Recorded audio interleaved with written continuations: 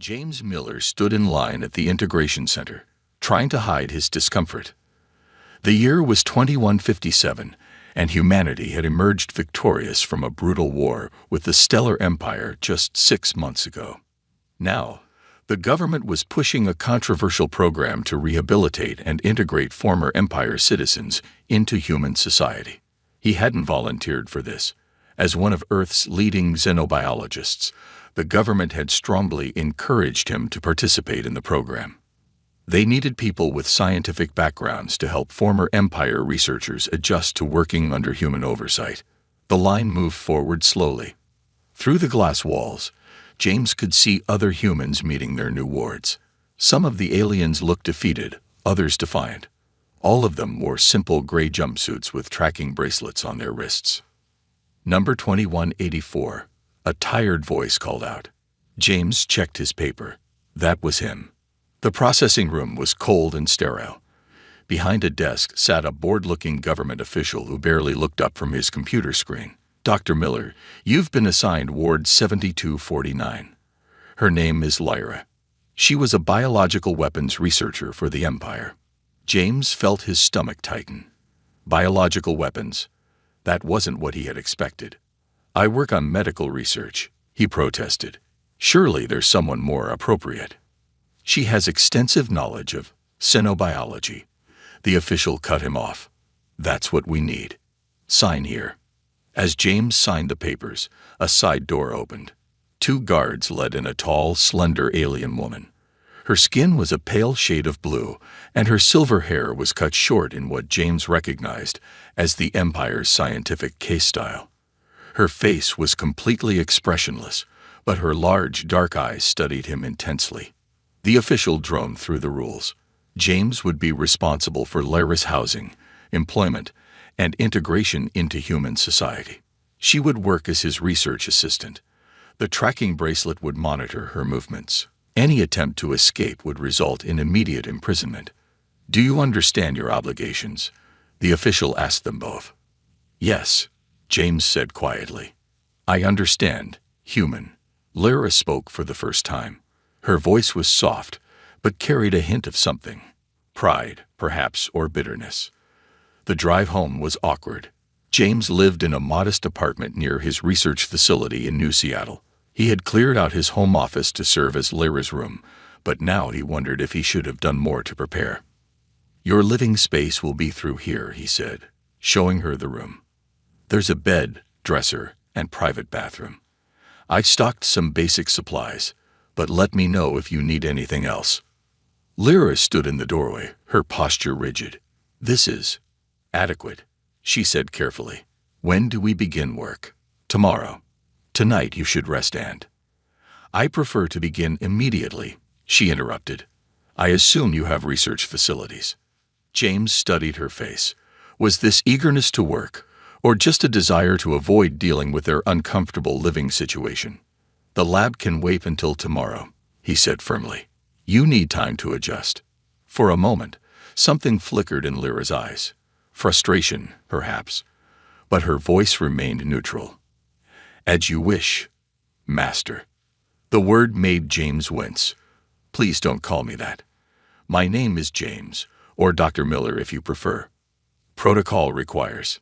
Protocol can wait, he said. You're not a slave, Lyra. You're here to be rehabilitated and integrated into our society. That means learning to interact as equals. Lyra's expression didn't change, but her shoulders tensed slightly. Your species conquered mine, human. Do not pretend this is anything else.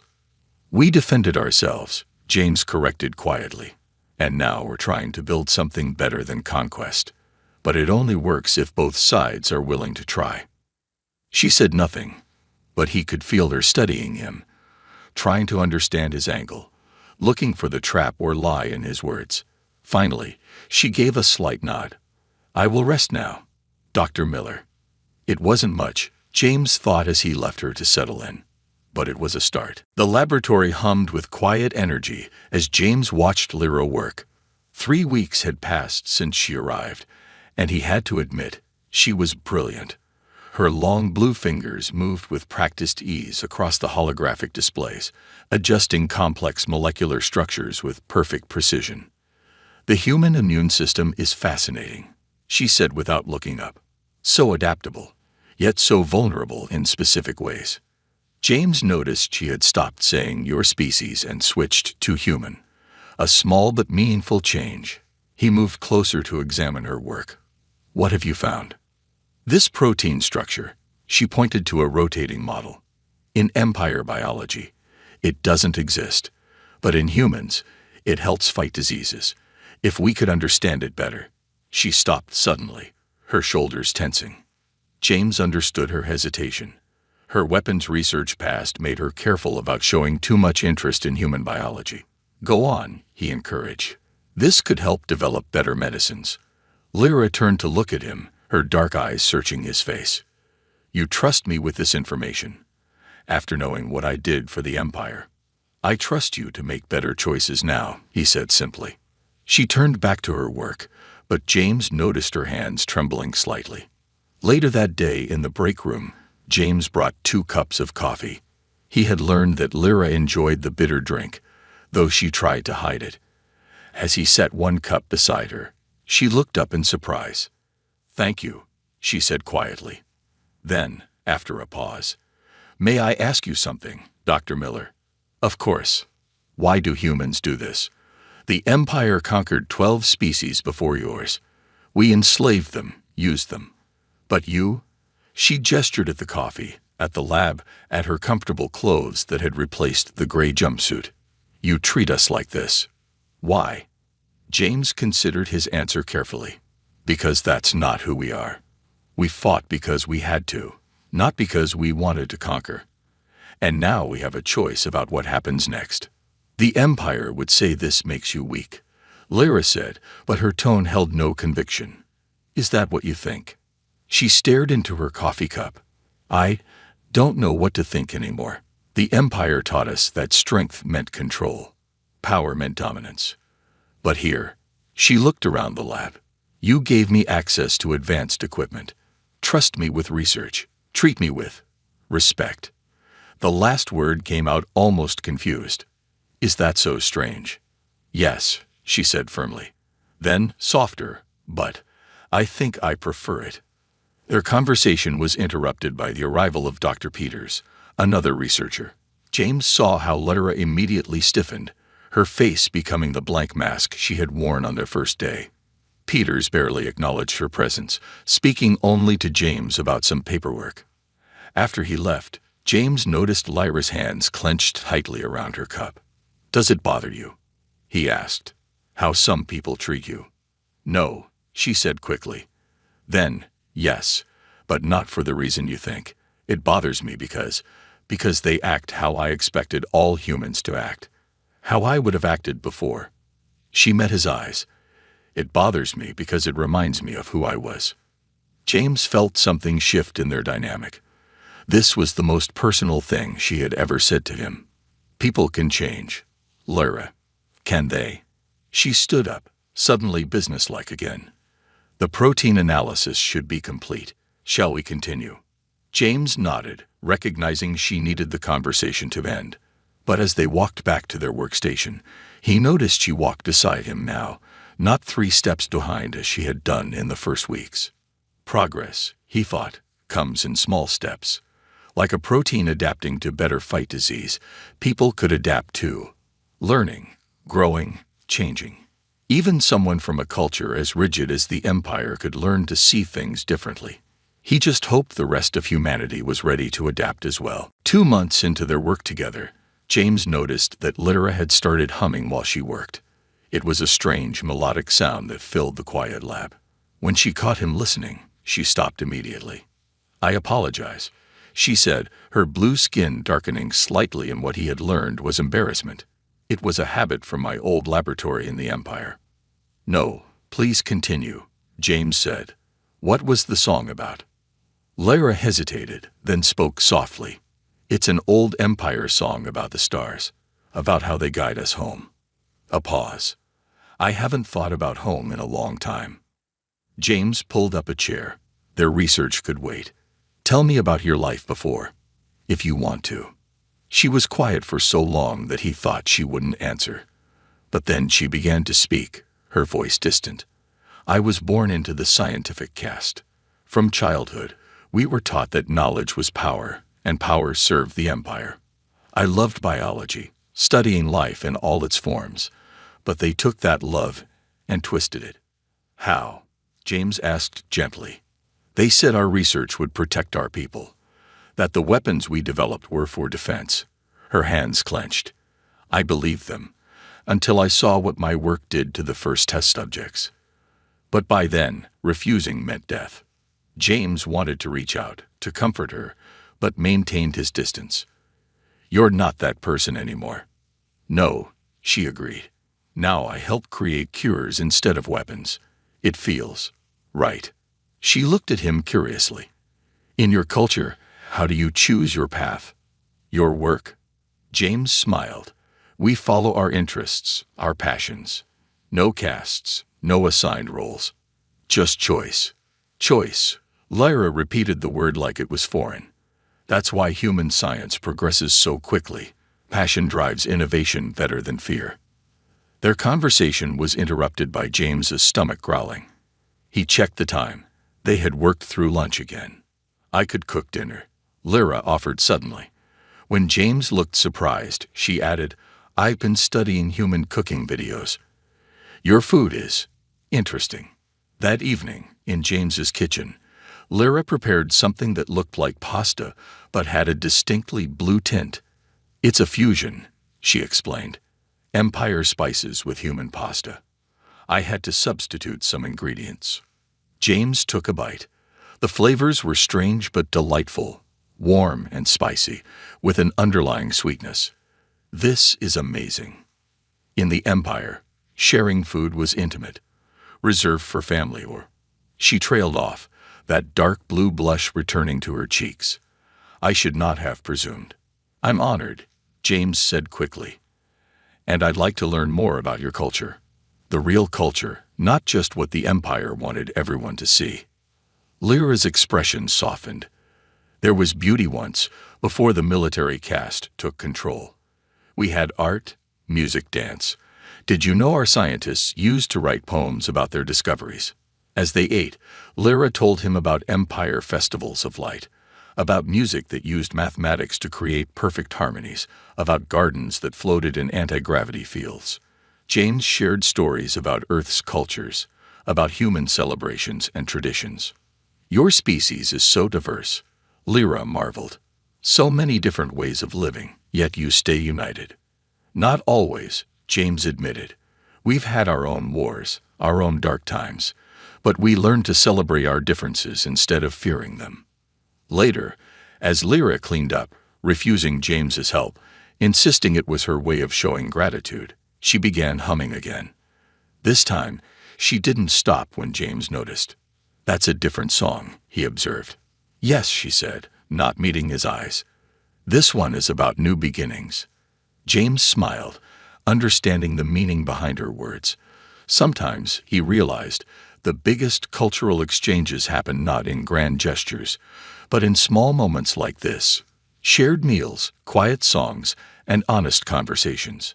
And perhaps that was exactly how it should be. The breakthrough came on a rainy Tuesday morning. Lyra burst into James's office, her dark eyes wide with excitement. "We did it." She held up a tablet showing test results. "The hybrid protein structure. It works. It can adapt to both human and empire biology." James studied the data, his excitement growing.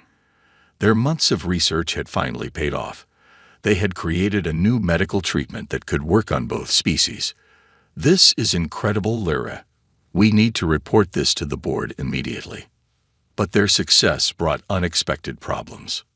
The next day, the laboratory filled with government officials and military personnel. James watched helplessly as they questioned Lyra separately, their tone suspicious and harsh. "How did you gain access to such detailed human biological data?" one official demanded. "Who authorized this level of research?" "I did." James stepped in, seeing Lyra's distress. "She's my research partner." "Partner?" The official's voice dripped with disbelief. She's a ward, Dr. Miller. A former enemy scientist. Have you forgotten what her people did? Before James could respond, Dr. Peters spoke up from the crowd that had gathered. I've been saying this for months. It's dangerous, letting them work with our medical research. She probably has some hidden agenda. Lyra stood perfectly still, her face a mask, but James saw her hands trembling. He had learned to read her subtle expressions over the months. She was struggling to maintain her composure. The results speak for themselves, James argued. This treatment could help thousands of people, both human and Empire citizens. Isn't that what this integration program is about? Later that evening, after everyone had left, James found Lyra in the lab, staring at her research station. The tracking bracelet on her wrist blinked steadily in the dim light. I'm sorry, he said quietly. For what? Her voice was flat. For treating me like a person. For believing I could be more than my past. She turned to face him, and he was shocked to see moisture in her eyes. Empire people rarely showed such emotion. Do you know what hurts the most? They're right not to trust me. I did terrible things during the war. That was then. No, she cut him off. Let me finish. I did terrible things, but you humans showed me a different way. You showed me that strength can mean healing instead of hurting. That power can be used to help. Her voice broke slightly. You made me want to be better. James moved closer, wanting to comfort her but unsure how. The board will see the value of our work. They can't ignore. They already have, Lyra said quietly. I heard them talking. They're going to reassign me to a different facility, one with proper security protocols. They can't do that. I'll fight this. Why? She turned to him suddenly, her eyes intense. Why do you keep defending me? It would be easier for you to just let me go. James met her gaze steadily. Because you're not just my ward or my research partner. You're my friend, and I don't abandon my friends. Lyra stared at him for a long moment, something unreadable in her expression. Then she turned away quickly, busying herself with organizing lab equipment that was already perfectly arranged. The Empire never understood friendship, she said softly. We understood ownership, allegiance, duty. But this, she gestured vaguely between them. This is different, and it scares them. Perhaps it should scare me too. Does it? James asked. Lyra's hand stilled on the equipment. No, she whispered, and that scares me even more. The tracking bracelet blinked steadily in the darkness, a constant reminder of who and what they were supposed to be. But as they stood there in the quiet lab, surrounded by their shared work, those roles seemed to matter less and less. The crisis wasn't just about their research anymore.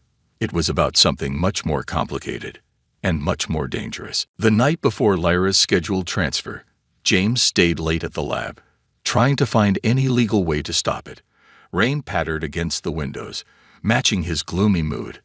The building was empty except for them. Lyra worked silently at her station, documenting all their research. Her movements were mechanical, like she was trying to disconnect from what tomorrow would bring. The silver lights of the lab made her blue skin look almost ethereal. Maybe if we appeal to the medical board directly, James said, breaking the heavy silence. The potential benefits of our research. Please stop, Lyra said quietly. She hadn't turned around. You can't fix this. I'm not giving up. Why? Her voice cracked slightly. Why do you care so much? I told you yesterday. You're my friend. Lyra's hand stilled on the keyboard. Is that all? The question hung in the air between them, heavy with meaning. James felt his heart rate increase. What do you mean? Finally, she turned to face him. Her dark eyes were filled with an emotion he'd never seen before. In the Empire, we were taught to suppress emotions, to see them as weakness. But humans. She took a shaky breath. Humans embraced them. You taught me that feeling deeply isn't weakness. It's strength. James stayed very still, sensing she needed to continue. At first I thought you were naive, she went on. Your kindness, your trust. In the Empire, these would be exploited. But then I saw how that kindness changed people, changed me. She looked down at her hands.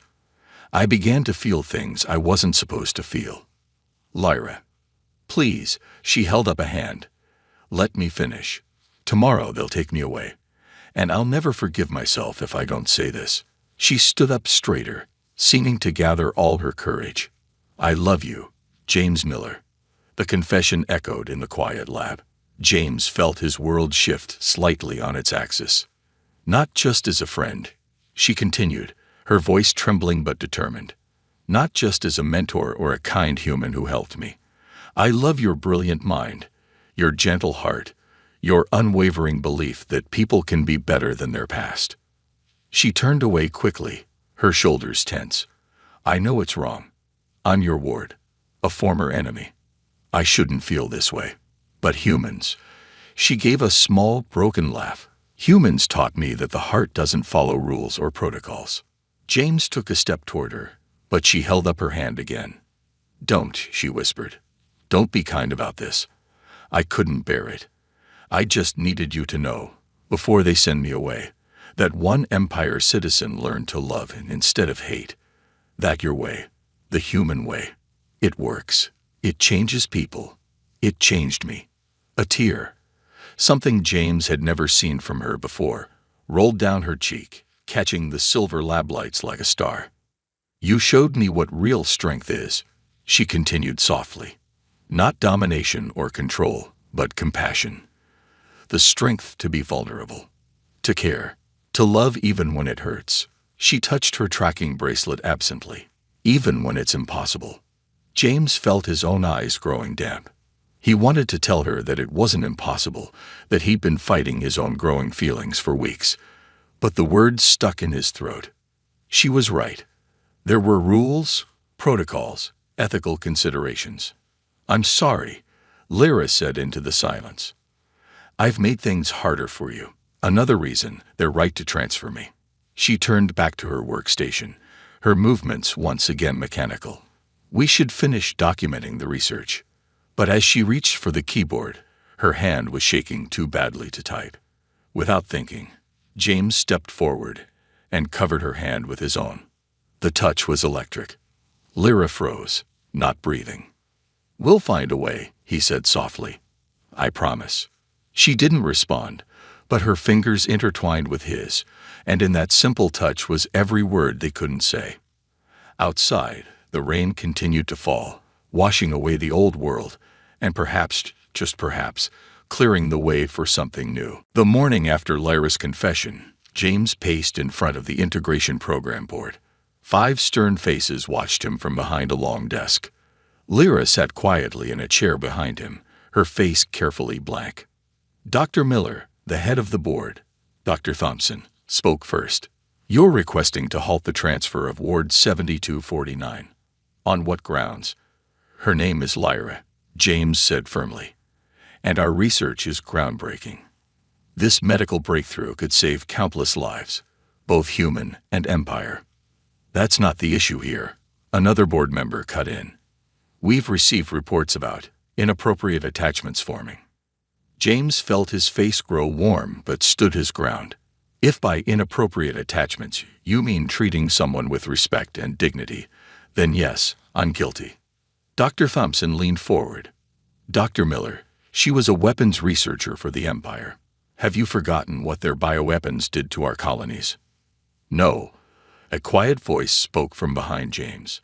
Everyone turned to look at Lyra as she stood. No one should forget what the Empire did.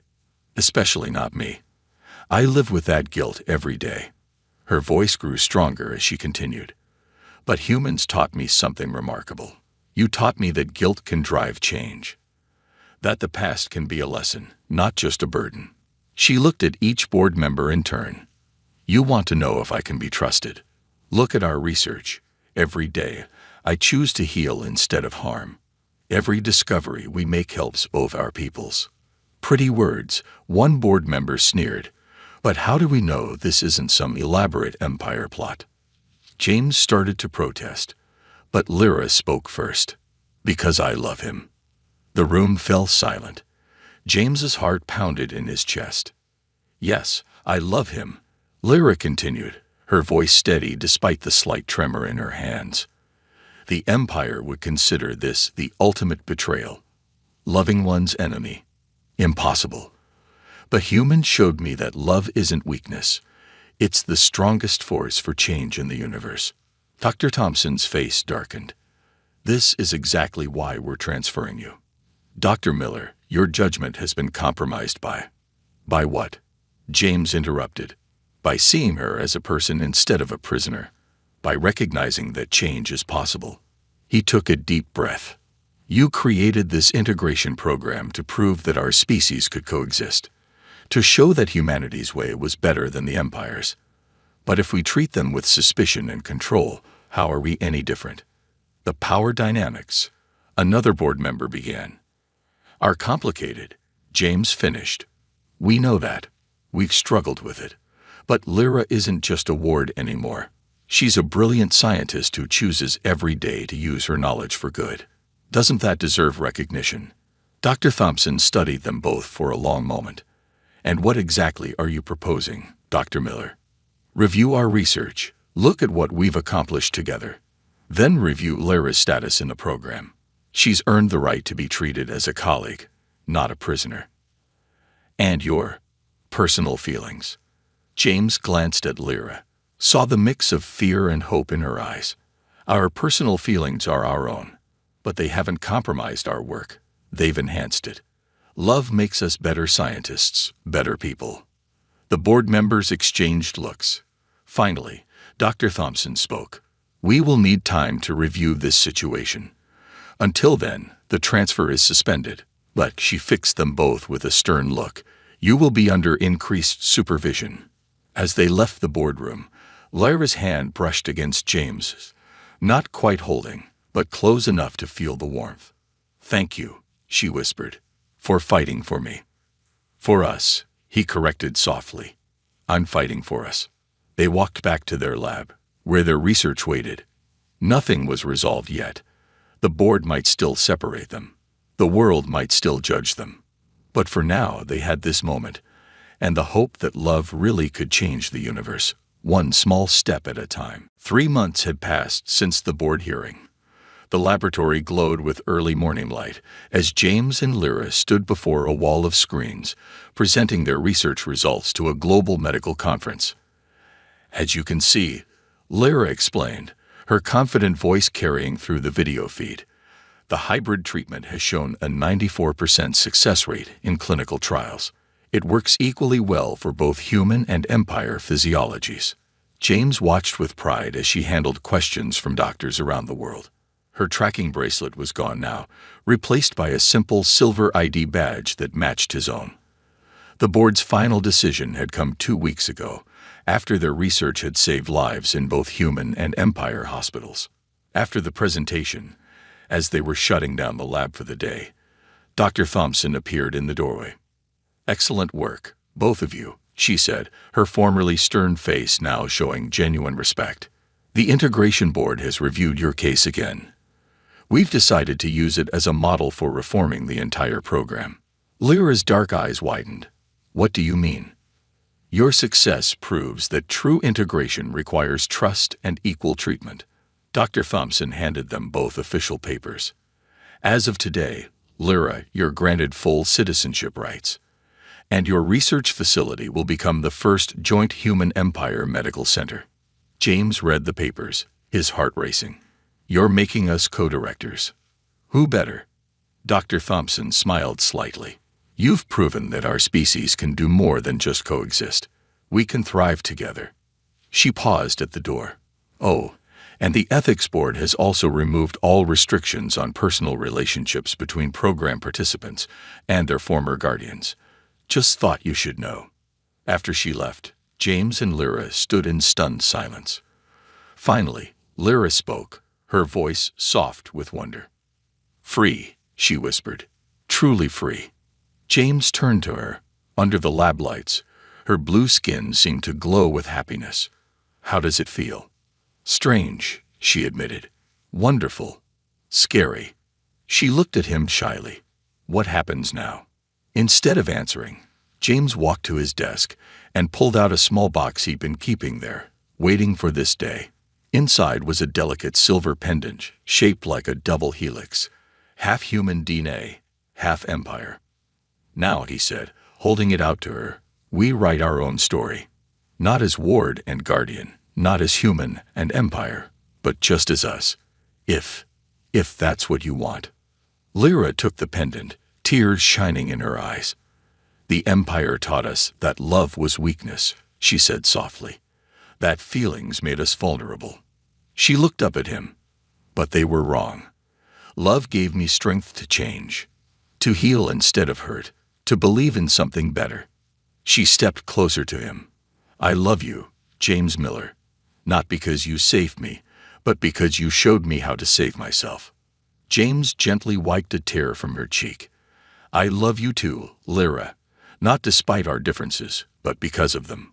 Because you chose to change, to grow, to trust. Their first kiss was soft and gentle, like a new star being born from the darkness of space. Later that evening, they stood on the roof of the research center, watching the sunset paint the sky in brilliant colors. Other research teams would be arriving soon, humans and Empire citizens working together as equals, following the path they had helped create. Do you think it will work? Lyra asked, her hand warm in his. This new program. James squeezed her hand gently. Look how far we've come already. From enemies to colleagues to this. He smiled. Love is the ultimate experiment, you know. It changes everything it touches. Lyra leaned her head on his shoulder, humming that old Empire song about stars guiding the way home. But now it wasn't about longing for a lost empire. It was about finding a new home, a new way forward, together. Above them, the first stars began to appear, witnessing this small but profound victory, not of one species over another, but of love over fear, of hope over hatred, of a future built on understanding instead of power. And in that moment, both human and alien knew that this was just the beginning of their greatest discovery yet.